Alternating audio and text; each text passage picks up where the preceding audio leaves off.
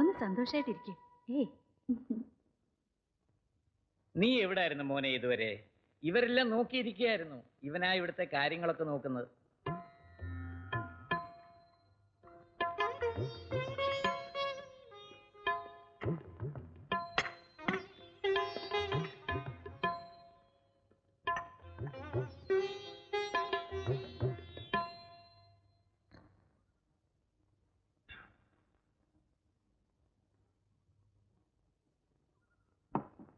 ആഹാ, പുറത്തിരുന്നും തുടങ്ങിയോ?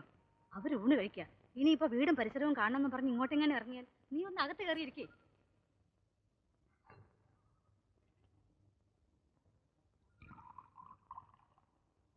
പറഞ്ഞ കൂട്ടാക്കില്ലാന്ന് തന്നെ അല്ലേ? നന്ദിനി എവിടെ? കല്യാണം കഴിയണത് വരെ അവളെ മുറിക്ക് പുറത്ത് വിടില്ല എന്ന് ഉറപ്പിച്ചിരിക്കുക. നീ ആയിട്ട് നീ അവളുടെ മനസ്സ് തിരിക്കാൻ ഉദ്ദേശം ഉണ്ടെങ്കിൽ അതും നടക്കില്ല. വേണ്ട, നടക്കണ്ട. അവള് സമ്മതിച്ചോ? സമ്മതിച്ചെന്ന് 100 വട്ടം പറഞ്ഞാലേ സമ്മതിച്ചു നടത്തുള്ളൂ. ചേച്ചി, നിങ്ങൾ അവളുടെ വല്യമ്മയായിരിക്കും. നിങ്ങളെക്കാളും അവളുടെ അച്ഛനേക്കാളും കൂടുതൽ അവളുടെ ഇഷ്ടം എനിക്കറിയാം. ആ ഇഷ്ടമൊക്കെ ഞങ്ങൾ പറഞ്ഞു മാറ്റി. അവൾക്കത് മനസ്സിലാകുകയും ചെയ്തു. പാപമാണിത്, മഹാപാപം. എടാ അപ്പു, നീ ബോംബെയിലെ കുറെ പരിഷ്കാരായിട്ട് ഇങ്ങോട്ട് വന്നവനാ. ഞങ്ങളൊക്കെ ഇപ്പോഴും ഇവിടെ തന്നെ കഴിയുന്നവരാ. കഴിഞ്ഞതൊന്നും മറക്കാൻ ഞങ്ങൾക്ക് പറ്റില്ല. നിനക്കത്ര ദണ്ണാണെങ്കിലേ നിന്റെ വീതം മറ്റവൾക്കും അവളുടെ മോനും എഴുതി കൊടുത്തോ. എന്നിട്ട് അവിടെ പോയി പൊറുത്തോ. ഞങ്ങളുടെ ആരുടെയും വീട്ടുകാര്യത്തിൽ ഇടപെടാൻ വരണ്ട.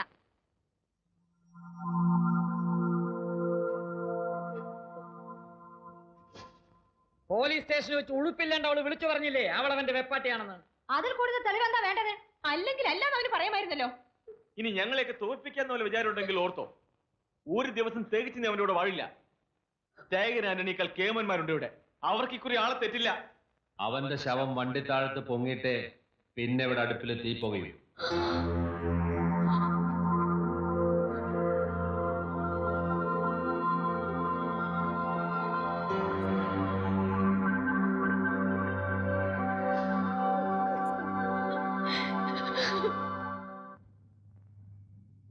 അവളെ ഒന്ന് കാണാൻ പോലും ഒരു സമ്മതിക്കുന്നില്ല.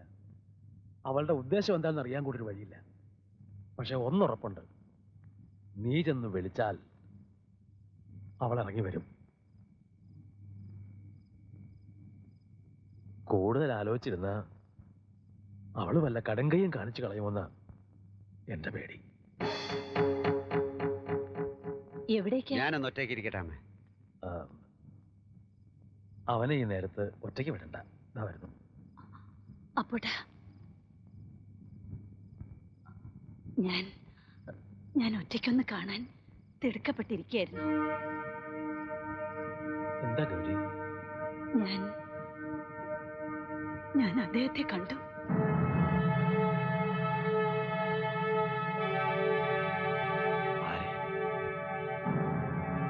ഗോവിന്ദുട്ടിയുടെ അച്ഛനെ.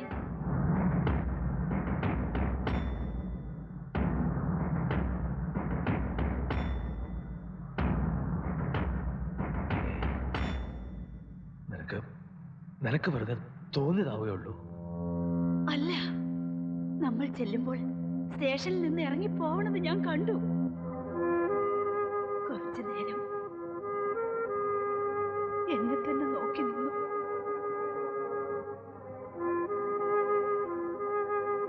ഒരുപാട് മാറിയിട്ടുണ്ട്. കുറെ നരച്ചു. മുഖത്തൊരു താടിയുണ്ട്. എന്നാലും എനിക്ക് മനസ്സിലാവാണ്ടിരിക്കോ?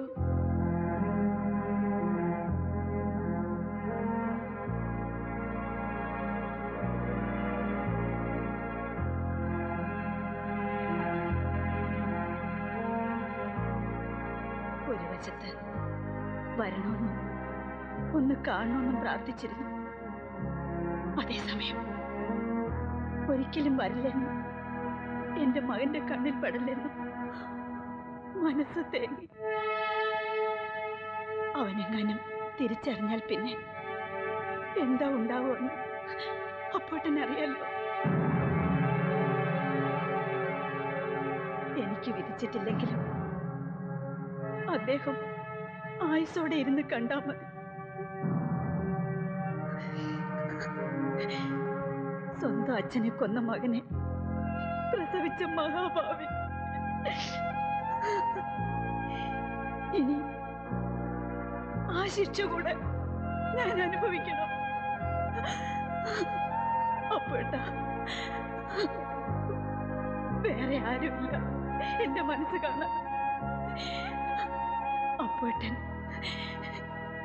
ചെന്നൊന്ന് കാണാമോ? കണ്ടിട്ട് ഗോന്നൂട്ടി തിരിച്ചറിയണതിന് മുൻപ് ഇവിടം വിട്ട് പോണോന്ന് പറയാമോ?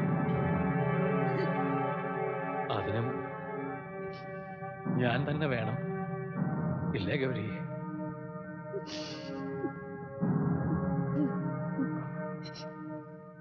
മുമ്പൊരിക്കൽ ഞാൻ ഇയാളെ അന്വേഷിച്ച് പോയിട്ടുണ്ട്. നീ ഇല്ലാതെ എനിക്ക് ജീവിക്കാൻ പറ്റില്ല എന്ന് അയാളോട് യാചിക്കാൻ. അപ്പോഴേക്കും അയാൾ നാട് വിട്ടു. പിന്നൊരിക്കൽ നിന്റെ മനസ്സിൽ അയാൾ മാത്രമേ ഉള്ളൂ എന്നറിഞ്ഞപ്പോ ഞാൻ അന്വേഷിച്ചു പോയി. നിന്നെയും കുഞ്ഞിനെ സ്വീകരിക്കണമെന്ന് പറയാൻ അന്നും കണ്ടു കിട്ടിയില്ല. ഇന്നിപ്പോ അയാൾ തൊട്ടടുത്ത് ദാ ഇവിടെ. ഞാൻ പറയാം അയാളോട്, ഇനി ഈ കൺവെട്ടത്ത് കണ്ടുപോരുന്ന് ഞാൻ പറയാം.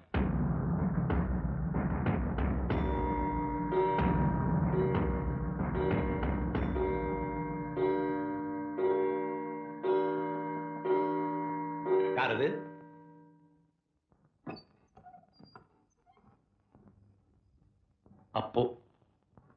അപ്പുക്കുട്ടൻ നായർ, ഗോവിന്ദൻകുട്ടിയുടെ അമ്മാവൻ.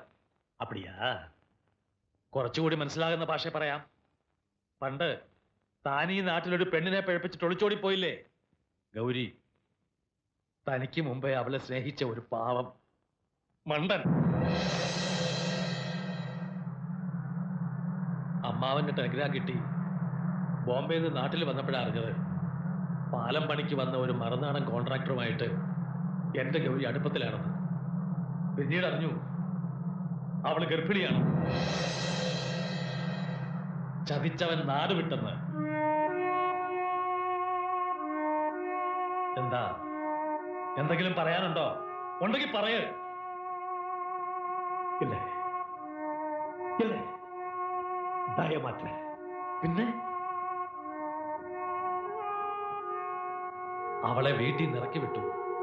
അവൾ പ്രസവിച്ച മകൻ തന്തയാരാണെന്ന് ചൂണ്ടിക്കാണിക്കാനില്ലാതെ വളർന്നു. எனக்கொரு மகனா? நீங்க சொல்றதெல்லாம் உண்மையா? கடவுளே, நான் செய்த பாவ சிறுகதையா முடிஞ்சிரும் நினைச்சேன். இப்படி தொடர்கதையாக்கிட்டியே. கஷ்டப்பட்டுக்கிட்டதை குடும்பத்தை கரை சேர்க்கறதுக்காக தெரிஞ்சே தப்பு செய்ய வேண்டியதா போச்சு.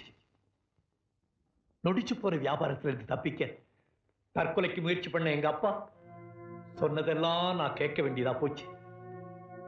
எனக்கு பிரியமான எல்லாத்தையும் நான் மறக்க வேண்டியதா போச்சு. கௌரிய கூட குடும்பம் நடுத்தருவில் நிக்காம இருக்கிறதுக்காகவும் பணத்துக்காகவும் என்ன நானே விற்க வேண்டியதா போச்சு. அப்பா சொன்ன பொண்ணுக்கு எடுத்த தாலி கட்டினேன். எல்லாத்தையும் மறக்க வேண்டிய சூழ்நிலை வந்துச்சு.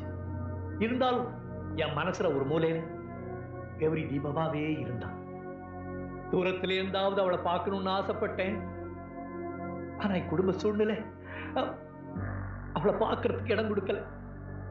இப்ப எல்லாரும் நிம்மதியா இருக்கிறதுக்கு வழி பண்ணிட்டு குடும்ப பாரத்தை எல்லாம் இறக்கி வச்சுட்டு கௌரிய பார்க்கணுங்கிற ஒரே ஆசையினாலதான் மறுபடியும் நான் இந்த ஊருக்குள்ள வந்திருக்கேன். ഏത് ശപിക്കപ്പെട്ട നിമിഷത്തിലാണ് നിങ്ങൾക്ക് വീണ്ടും വരാൻ തോന്നിയത്? നേരിട്ട് കണ്ടാൽ തന്തയുടെ നെഞ്ചത്ത് കുത്തിയിറക്കാൻ കത്തിയും കൊണ്ട് നടക്കുകയാണ് അവൻ. ആ മകൻ അവൻ ആരാണെന്ന് അറിയോ നിങ്ങൾക്ക്? തോളത്ത് കൈയിട്ടോണ്ട് നടക്കുന്നില്ലേ ഒരുത്തനെ? ഗോവിന്ദൻകുട്ടി. ഗോവിന്ദൻകുട്ടി യമകനാ? അവനത് അറിഞ്ഞിട്ടില്ല. അറിയുന്നതിന് മുമ്പ് നിങ്ങൾ ഇവിടുന്ന് പോണം. എതുക്ക്? അവളെ ഒരു വിധവയാക്കണോ? സ്വന്തം മകനെ ഒരു കൊലപാതകയാക്കണോ? കടവുളേ, നിങ്ങൾക്കറിയില്ല. പകയാ അവന്റെ മനസ്സില്, കനല അവന്റെ കണ്ണില്. തിരിച്ചറിവായ കാലം തൊട്ട് തന്തയില്ലാത്തവൻ കണ്ടവന്റെ ആട്ടും തുപ്പുമേറ്റ അവൻ വളർന്നത്.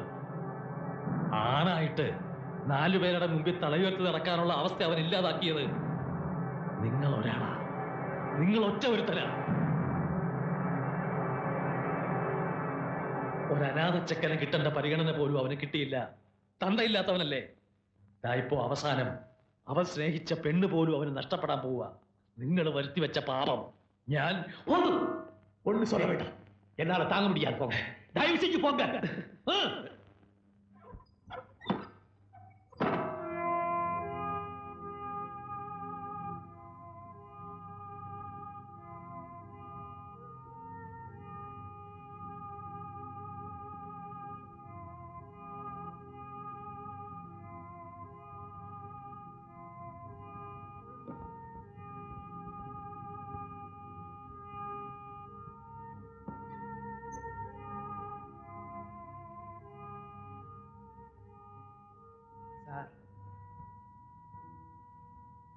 രാത്രി പുഴയിലേക്ക് നോക്കി സാർ ഇവിടെ ഒറ്റയ്ക്കിരിക്കുമ്പോഴൊക്കെ തോന്നിയിരുന്നു ഈ മനസ്സിൽ എന്തോ ഉണ്ടെന്ന്.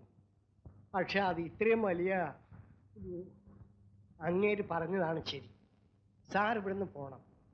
ആരെയും പേടിപ്പിക്കാനല്ല ഗോവിന്ദൻകുട്ടി കത്തിയും കൊണ്ട് നടക്കുന്നുണ്ട്. സാറ് പോണം. இல்ல பப்பன், உண்மை தெரியும் போது அதை நேரடியா சந்திக்கிறதுக்கு துணி வேணும். பயந்து ஓடுது குழத்தனம். இன்னொரு முறை அந்த தப்ப நான் செய்யணுமா? ഇങ്ങനെയൊക്കെ ചോദിച്ചാൽ പറഞ്ഞു തരാനുള്ള വിവരം ദൈവം എനിക്ക് തന്നില്ല സാർ. ഒന്നറിയാം, സാറ് ഇനി ഇവിടെ നിൽക്കരുത്. தீர்ப்பை திருத்தி எழுதிடலாம், ஆனா நான் செய்த பாவத்தை திருத்தி எழுத முடியாது. அதுக்கு பரிகாரம் செய்தாதான் நான் நிம்மதியா கண்ண மூட முடியும். நான் சில விஷயத்தை முடிவு பண்ணியிருக்கேன். கோவிந்த குட்டியே, என் மகனா பார்த்ததுக்கு அப்புறம் தான் நான் இந்த இடத்தை விட்டு போறேன்.